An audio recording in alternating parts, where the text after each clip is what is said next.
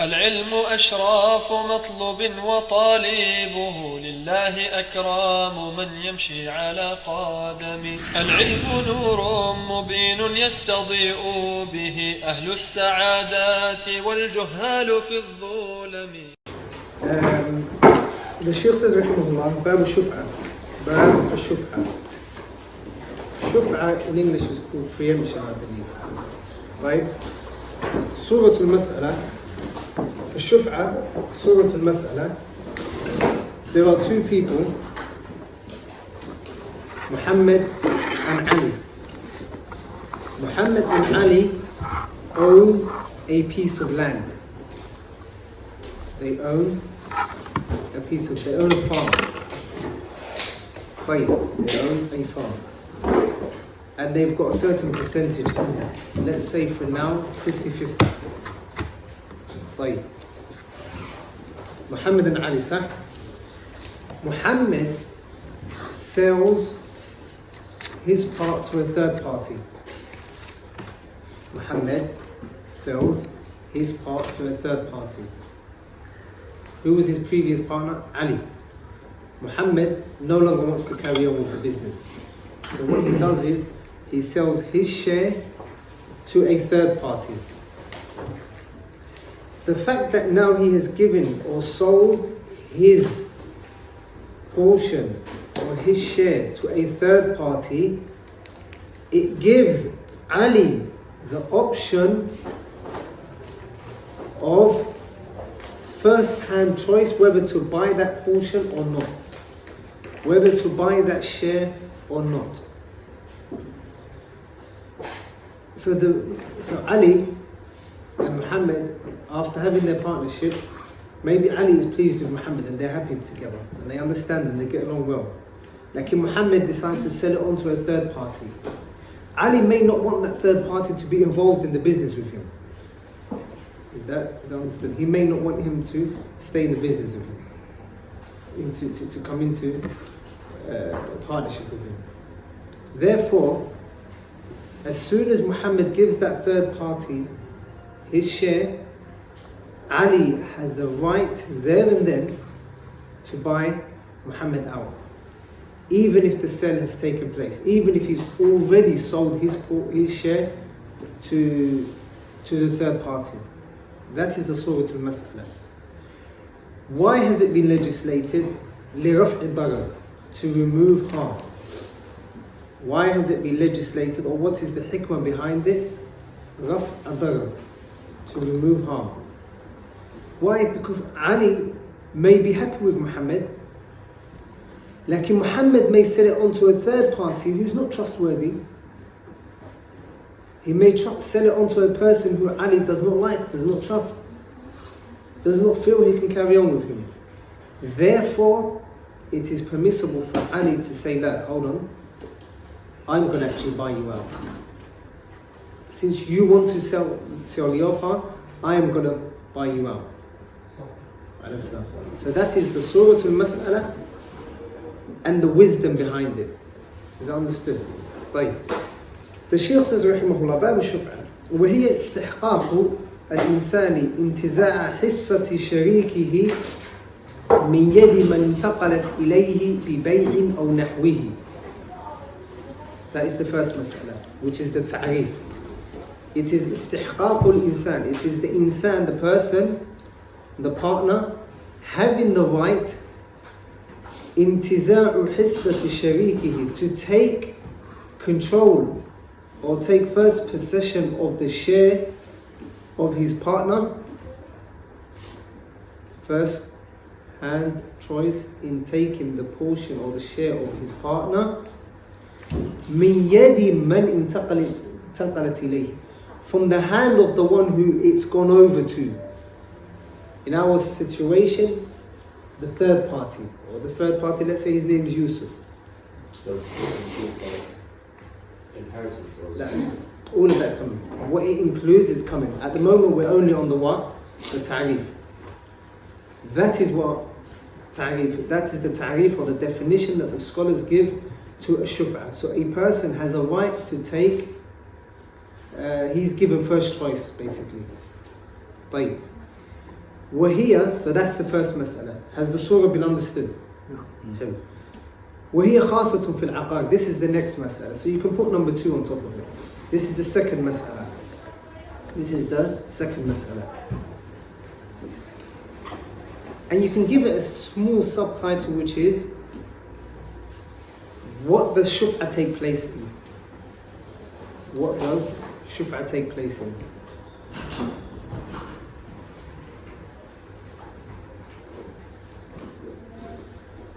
So the Shaykh says, rahimahullah, وهي خاصة, it is specific to في العقار الذي لم يقسم. He gives it 2 definitions, or he gives it 2 restrictions. وهي خاصة, it is specific في العقار. Who knows what aqar is? We studied it right at the beginning of the book. Ahsan. Things that cannot be moved. There's aqar and there's manqulat. Aqar nowadays, terminology, it means like a building, a amara, a building. Like, and that's not what it's meant. Aqar is that which is, that can't be moved. A farm, a house, a building, things like that can't be moved are called al-aqar. The opposite to that are called, or is called al-manqulat. Things that can be easily transferred, moved. Things that can be easily moved. So the Shaykh says, وَهِيَ خَاصَةٌ فِي الْعَقَارِ. Underline aqar. Underline aqar. Who's got, anyone got tissue? So the first restriction is, the Shaykh says, وَهِيَ خَاصَةٌ فِي الْعَقَارِ. Have you underlined that? Have you underlined that? Right? The next masala is, the first masala is aqar. الَّذِي لَمْ يُقْسَمْ. Underline that as well. So put alif on top of aqar. Alif on top of aqar. And الَّذِي لَمْ يُقْسَمْ put ba. الَّذِي لَمْ يُقْسَمْ put ba.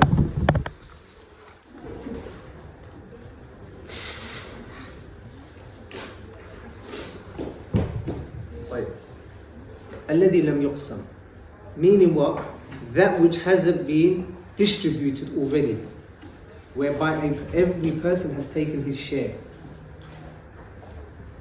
مثلا سورة المسألة, مثلا الآن Muhammad and Ali, they own a building, 10 floors for businesses and so on, 10 floors, and it's on the high street. Ali owns 5 floors and Muhammad owns 5 floors. Muhammad owns from 1 to 5, and from 6 to 10, who owns it? Ali. That is ما يقسم, قسم هذا الأمر. The fact that one is 1 to 5, he owns it. Ali can't come to Muhammad and say, listen, rent out level 3 to me, or an office in level 3. Why? Because it belongs to Muhammad. لكن الذي لم يقسم, what is meant by it is that they both own 10 floors. Is that understood? No. Right. So the Shaykh says وهي, and it is وهي شفعة, it can only be put in or placed in aqar, that which doesn't move around, الذي لم يقسم, and also that which not only can it be moved around, لكن it hasn't been distributed between the 2 partners. لحديث جابر رضي الله عنه, due to the hadith of the Messenger صلى الله عليه وسلم, hadith جابر رضي الله عنه, where the Messenger صلى الله عليه وسلم قضى النبي صلى الله عليه وسلم, the Messenger صلى الله عليه وسلم ruled for the بالشفعة with شفعة في كل ما لم يقسم, in everything that hasn't been divided.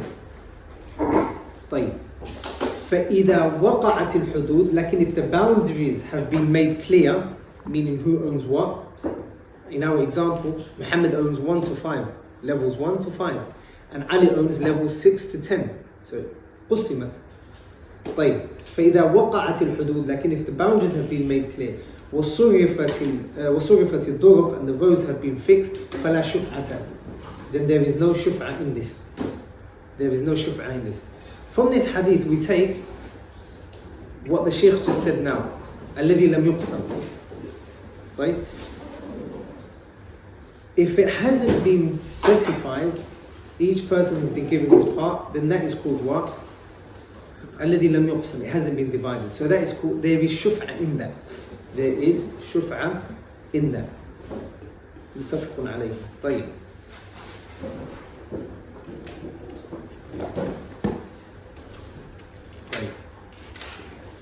So that is with regards to the matan.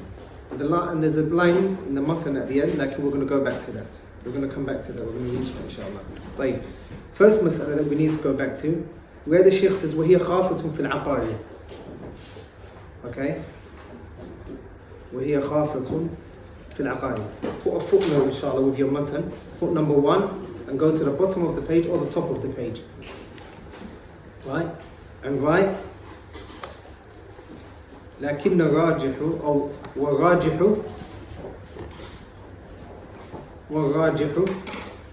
أن الشفعة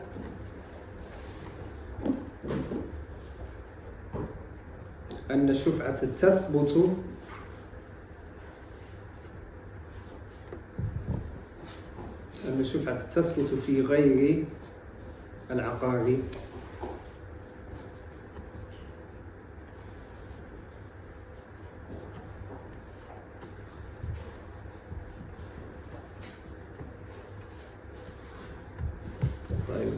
لوجود الضرر, because of the presence of harm, because there is harm.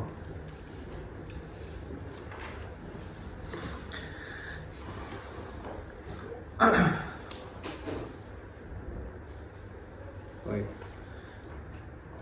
What was the opposite to aqarat? Al-munqulat. Surah al-Mas'ala for the munqulat. Abdullah and Muhammad own a car. Abdullah and Muhammad, they own a car. And they rent that car out. So they've got 50 share in the car. And they rent the car out, and that's how they make a profit. طيب. That is called what? Manqul. That is something that is manqul. Shuf'a can also apply there. So if Abdullah wants to sell the car, and he sells it to a third party, even if he sells it to a third party, the right comes back to who? To Muhammad. It's up to him whether he wants to buy it or not. So it's not only specific to aqarat, things that can't be moved. It includes everything. Is that understood? That masala, yeah? Like the next masala is the type of intiqal. So remember when I said Abdullah and Muhammad own a car and Muhammad sells the car? Like, what about if he gives it to him in another way? If he doesn't actually sell it to him, if he gives it to him. It says hiba, as we shall see hiba in next week's class. Hiba is when you give someone to something. Give something to someone. Or mathalan, he says, he gets married and then he says to the woman, mathalan al-an, Muhammad and Abdullah. Muhammad gets married and he says, listen, your sadaq or your mehr is going to be my share of the car. The car's worth 100,000. So obviously I'm entitled to 50,000 of the car. Your mehr is going to be that share of the car. So you can't come back to me, I'm out of the business. Like in Abdullah, you are now a partner of Abdullah in ownership of the car. So you've got joint ownership. Has that been understood? Like, so that is another way of intiqal, or the wealth passing on to the next person. So it's not just when you sell something. Another method is when he inherits. Someone could inherit. Mathalan, two other partners can die. Ali and Muhammad in the first example. Ali dies. Muhammad, obviously if Ali dies, who inherits him? Let's say his child, for example. It can go, that share of Muhammad, his or Ali, whoever died, his share will go on to his son or his child. So they will become joint partners with the main person, the initial partner, which is Muhammad in this situation. Have you understood? That's what it means by no' al-intiqal. And that is of two types.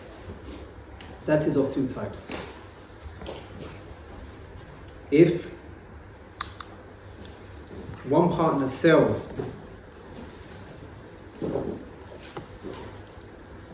or gifts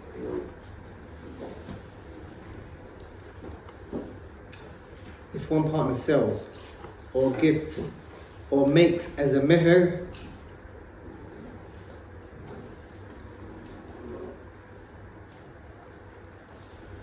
or gives his share as blood money, for example, diya,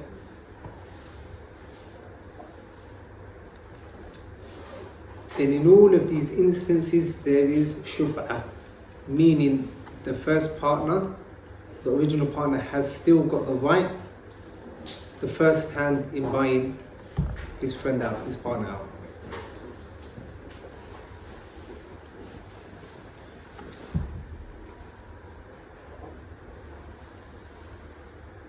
Right.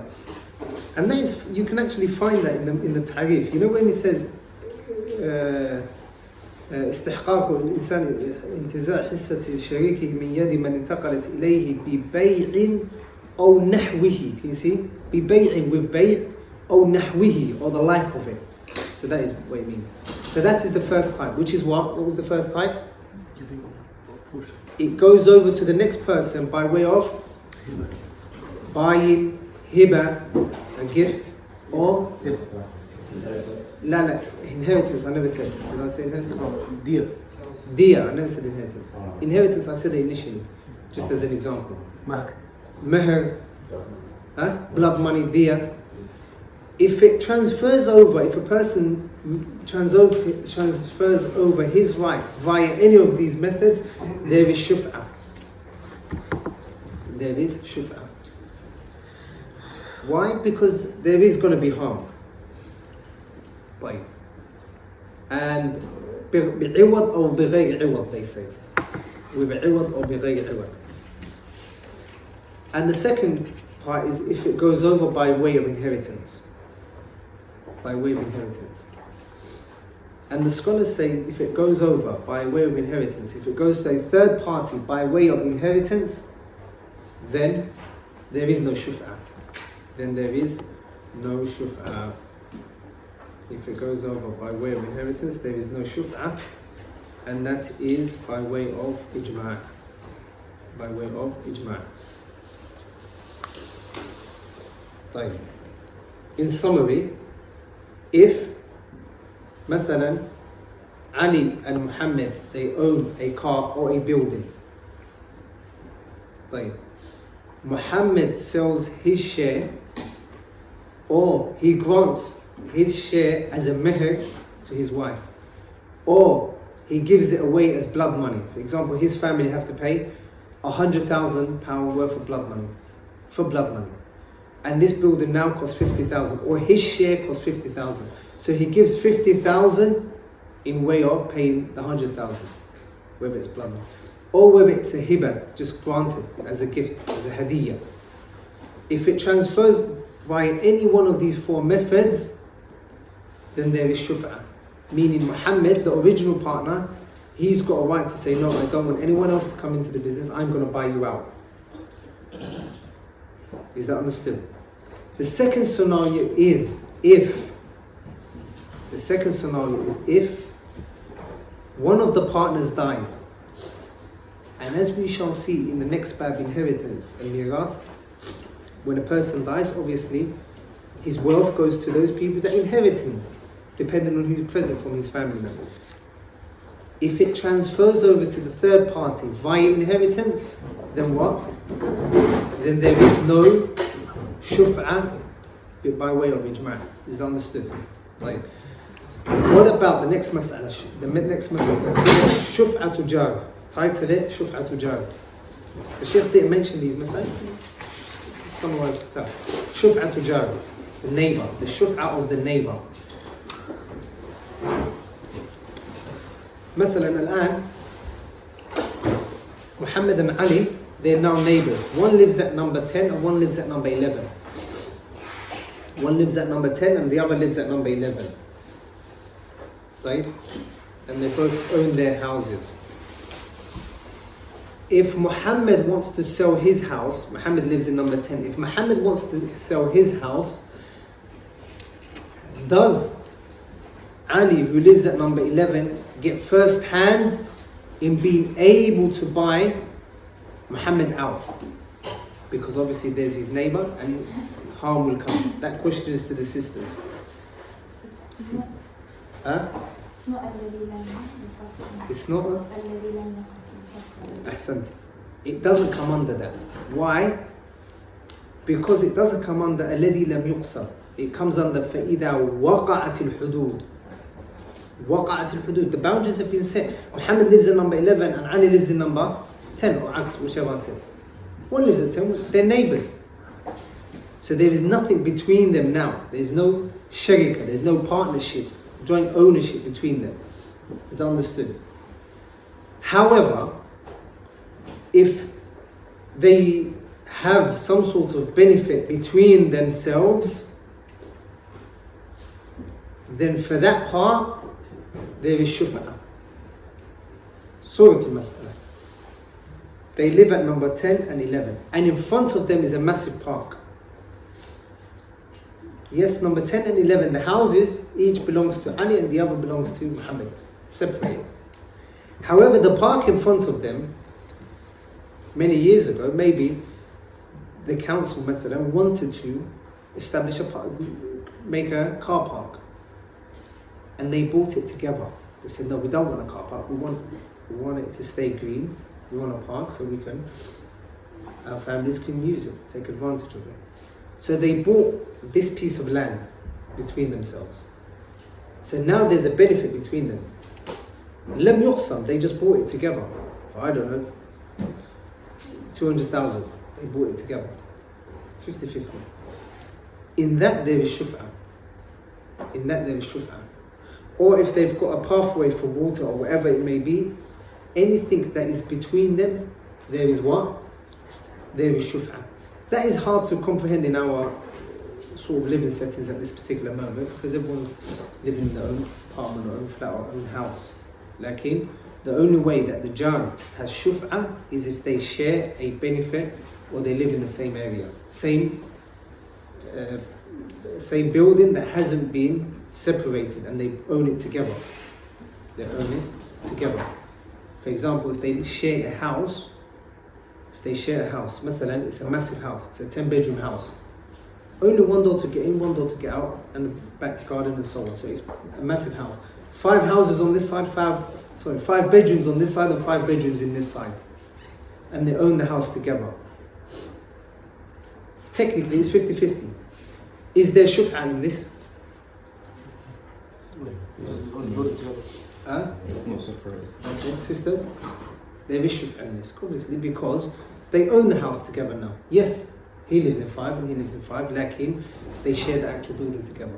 Is that understood? So that's with regards to the jar, the masala. We've talked about manqulat.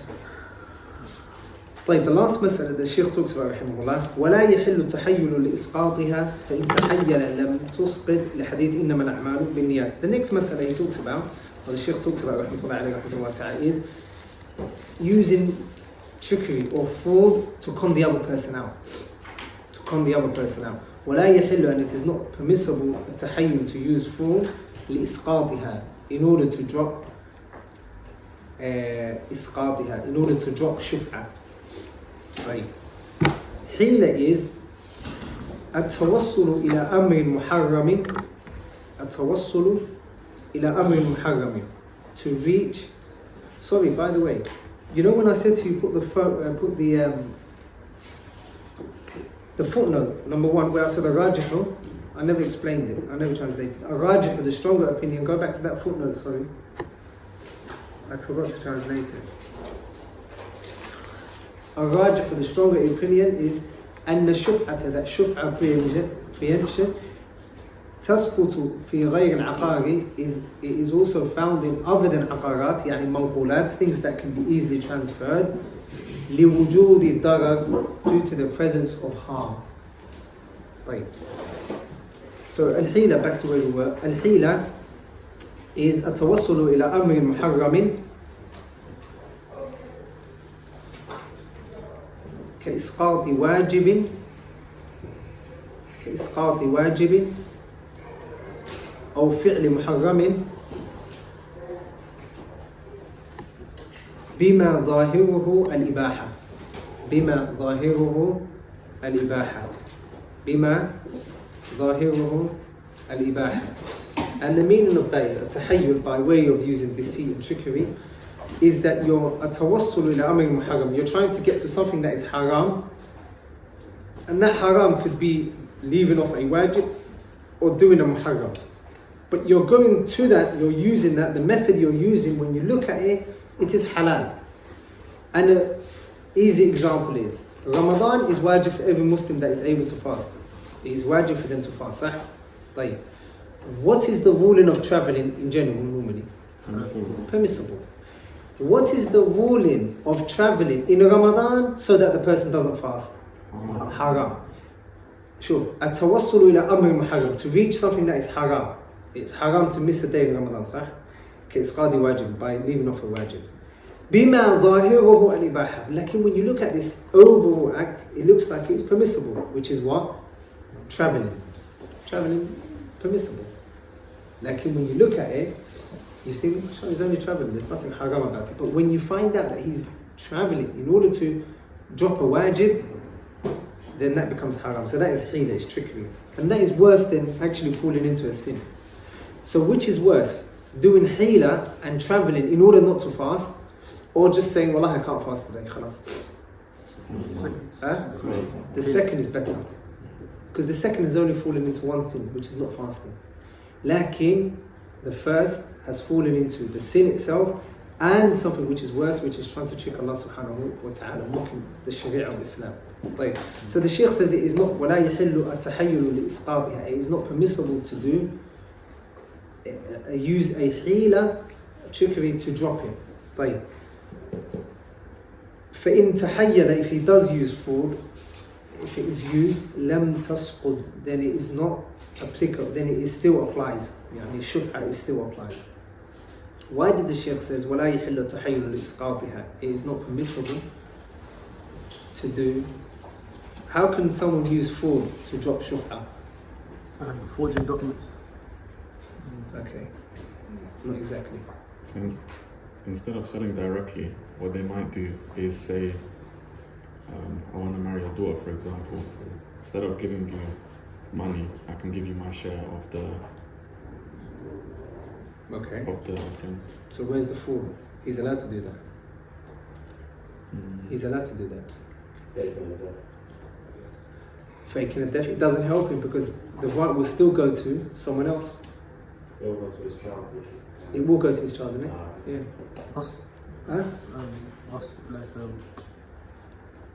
Forcing it off him by bribery or. Who's been bribed? The one who has a haqq to shuf'a.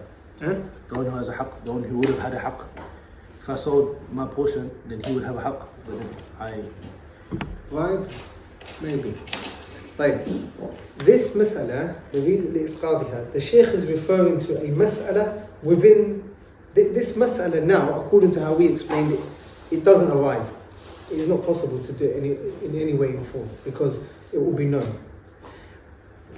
Unless لإسقاطها, I'm talking about لإسقاطها, in order for shuf'a to drop, because there's no case that shuf'a can drop. The only way is if a person fakes death. No one really fakes death because that right is still going to go to his child anyway. What the Shaykh is referring to is in the Hanbali madhab, if it goes over by way of hiba, then there is no shuf'a. If it goes over to the third party by way of hiba is a gift. We shall see next week inshallah. Hiba is a gift. In the Hanbali madhab, if it is given over by a gift, via a gift, as a gift, then there is no shuf'a in there. So, مثلا, Abdullah and Muhammad, now, they own, مثلا, a building. Muhammad wants to con Abdullah out of 50,000. He wants to use a hila. He doesn't want him to be able to get shuf'a. He's not allowed to buy it. He doesn't want him to buy it, have first hand. So Muhammad says, you know what, I've given it to him as a gift. I haven't even bought it from him, khalas. in the Hanbali madhab, تسقط الشفعة. There is no shuf'ah. Because it has been passed over by what? As way of hiba. Whereas if he would say, I sold it to him, then it would become what? Shuf'ah. There is shuf'ah.